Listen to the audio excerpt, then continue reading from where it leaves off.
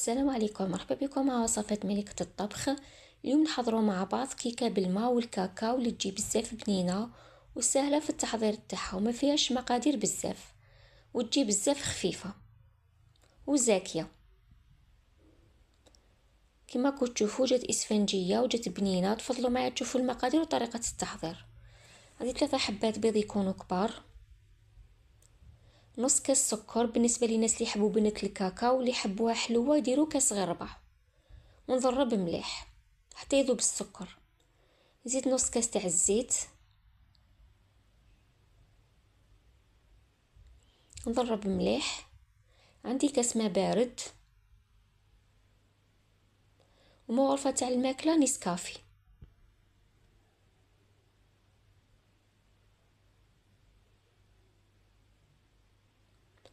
نخلط مليح حتى تذوب. نزيد 3 كيسان فارينه. ندير الكاس الاول المواد الجافه لازم نغربلوها، الكاس الزاوج،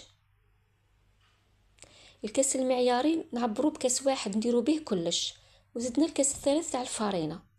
عندي 2 مغارف تاع الكاكاو ونخلط مليح. عندي 2 اكياس تاع خميره كيميائيه الوزن كل واحده 10 غرامات، المجموع 20 غرام.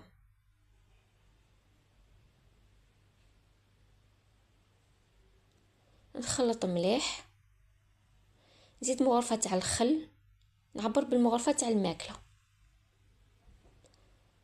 نخلط مليح المقادير.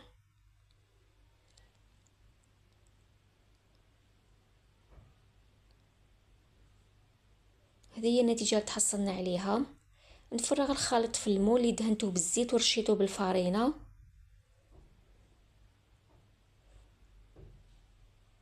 نهزها مليح باش يخرجلها الهواء، ونخبطها شويه ونديرها في الكوشه الطيب اللي كنت سخنتها من قبل. من جهه واحده اخرى نحضر السائل اللي حنسقي به الكيكه. عندي كاس تاع الحليب،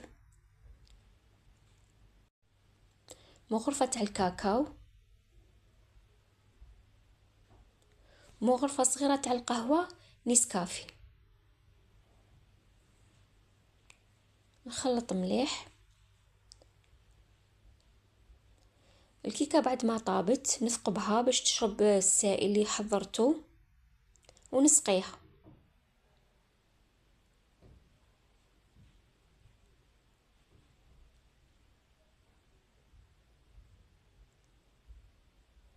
بعد ما سقيتها نحطها بجهه تبرد مليح وتتشرب بالسائل.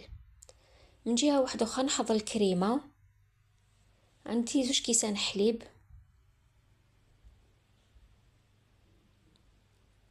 3 مغارف سكر،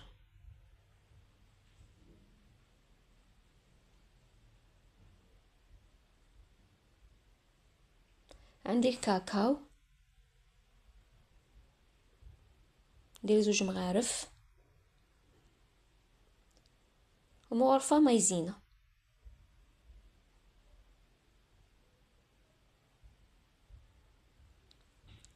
نخلط مليح. انا زدت مغرفه تاع القهوه تاع كاكاو الاسود.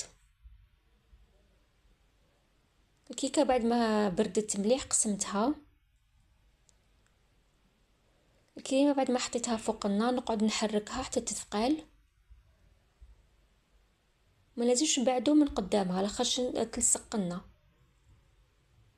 طفي عليها النار وهي سخونه ونديرها فوق الوش تاع الكيكه.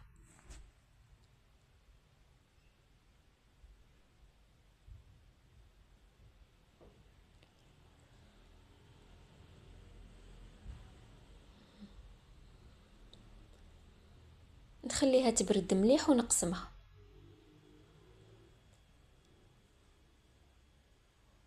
نحي لكم حبه تشوفوها.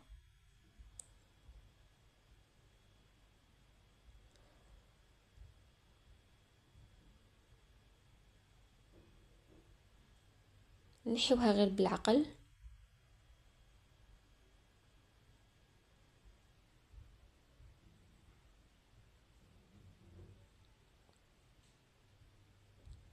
هذه هي النتيجه اللي تحصلنا عليها. الكيكه جات طريه وجات خفيفه وجات بزاف بنينه.